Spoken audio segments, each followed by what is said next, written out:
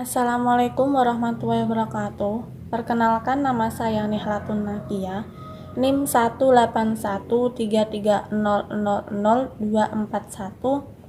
kelas 4 PGSD A1. Di sini saya akan menjelaskan model-model pengelolaan kelas. Pengertian pengelolaan kelas adalah cara atau upaya yang dilakukan seperti menciptakan, memperbaiki, dan memelihara prasarana yang digunakan proses pembelajaran agar proses pembelajaran dapat berjalan dengan efektif. Tujuan pengelolaan kelas mewujudkan situasi dan kondisi kelas, mempertahankan keadaan dan stabil dalam kelas, menghilangkan sebagai hambatan dan pelanggaran disiplin, mengatur semua perlengkapan dan peralatan. Penataan ruang kelas, pengaturan tempat duduk menurut Novan Ardiwiyani tahun 2013 ada beberapa bentuk formasi. Ada 11 formasi, yaitu formasi tradisional atau konvensional. Yang kedua, formasi auditorium. Yang ketiga, formasi chevron. Yang keempat, formasi kelas bentuk O. Yang kelima, formasi meja pertemuan. Yang keenam, formasi konferensi. Yang ketujuh, formasi pengelompokan terpisah. Yang kedelapan, formasi tempat kerja. 9, formasi kelompok untuk kelompok. 10, formasi lingkaran. 11, formasi variabel. Yang pertama, formasi tradisional konferensional. Pada formasi tradisional, siswa duduk berpasang-pasangan dalam satu meja dengan satu kursi panjang atau 2 kursi. Tempat duduk pada formasi ini berderet memanjang ke belakang. Biasanya siswa perempuan berada pada barisan yang depan, siswa laki-laki berada barisan yang di belakang. Siswa yang berpostur tubuh pendek duduk di barisan depan, sedangkan yang berpostur tubuh tinggi di bagian belakang.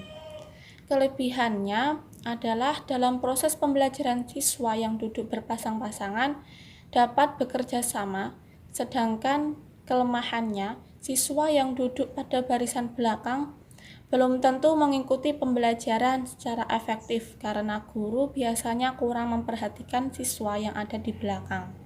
Yang kedua, formasi auditorium. Dalam formasi ini, guru juga dapat melihat ataupun mengamati siswa secara menyeluruh saat kegiatan belajar mengajar langsung. Metode ceramah dan metode tanya jawab yang bersifat interaksi sangat tepat sekali digunakan dengan formasi kelas auditorium ini. Adapun kelebihan adalah dapat mengurangi kebosanan siswa yang terbiasa dalam penataan ruang secara konvensional.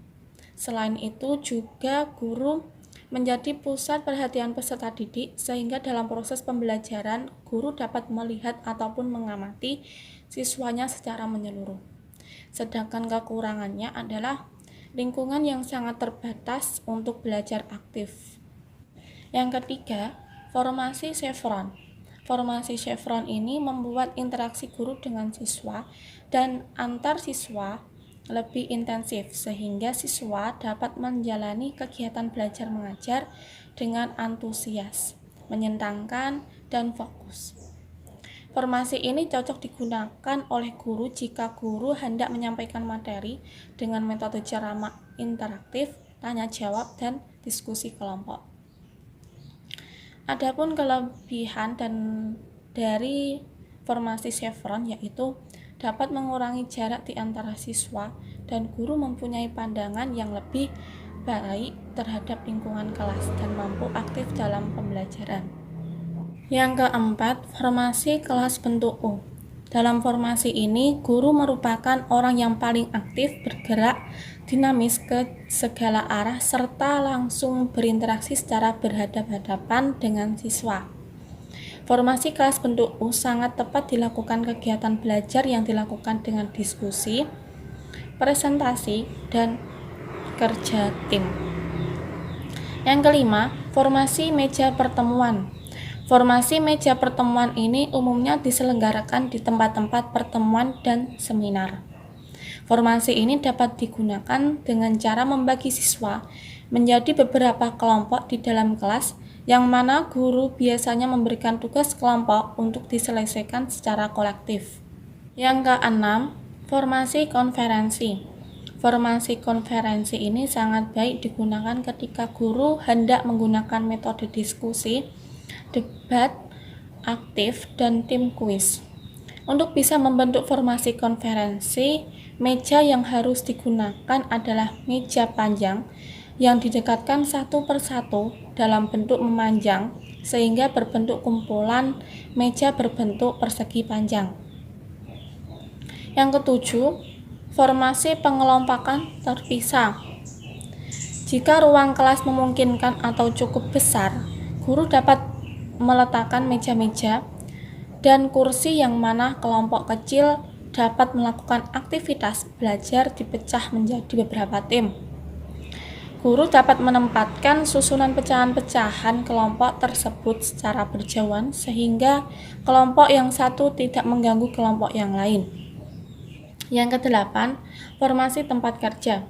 Formasi tempat kerja ini sangat tepat jika dilakukan di dalam laboratorium, yang mana setiap siswa duduk satu tempat untuk mengerjakan tugas seperti mengoperasikan komputer, mesin, atau melakukan praktik di laboratorium. Yang kesembilan, formasi kelompok untuk kelompok. Formasi kelompok untuk kelompok ini merupakan formasi yang mana terdapat beberapa kelompok yang duduk dalam satu meja persegi berukuran besar, atau bisa juga dengan membuat beberapa meja dijadikan satu membentuk meja besar, sehingga setiap berkelompok duduk saling berhadapan. Susunan formasi kelompok untuk kelompok sangat memungkinkan guru untuk melakukan diskusi atau menyusun permainan peran, berdebat, atau observasi pada kegiatan kelompok. Yang ke-10, formasi lingkaran. Formasi lingkaran ini merupakan pengaturan tempat duduk yang disusun melingkar tanpa menggunakan meja dan kursi. Formasi lingkaran ini biasanya digunakan untuk melakukan kegiatan belajar mengajar dalam satu kelompok, yang mana guru sebagai manajer kelas memiliki peran untuk membimbing dan mengarahkan jalannya kegiatan belajar mengajar. Yang ke-11, formasi periparal. Siswanya memiliki tempat untuk menulis. Guru menggunakan formasi tempat duduk periparal, yaitu meja ditempatkan di belakang siswa. Guru dapat menyuruh siswa memutar kursi-kursinya secara melingkar saat guru menginginkan diskusi kelompok. Bahasan yang pertama, formasi ruang kelas. Ada penataan ruang kelas atau pengaturan tempat duduk. Yang kedua, peran guru dalam pengelolaan kelas. Guru diharapkan memiliki pengetahuan yang luas tentang disiplin ilmu yang harus ditempuh untuk ditransfer ke siswa. Dalam hal ini, guru harus menguasai materi yang akan diajarkan, menguasai strategi dan metode mengajar yang akan diajarkan. Yang ketiga, kendala guru dalam mengimplementasi pengelolaan kelas.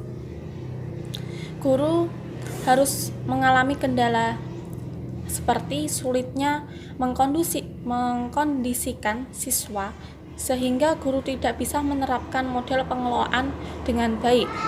Solusi untuk mengatasi yaitu dengan tidak memaksa formasi kelompok yang telah dibuat agar siswa tetap nyaman untuk belajar.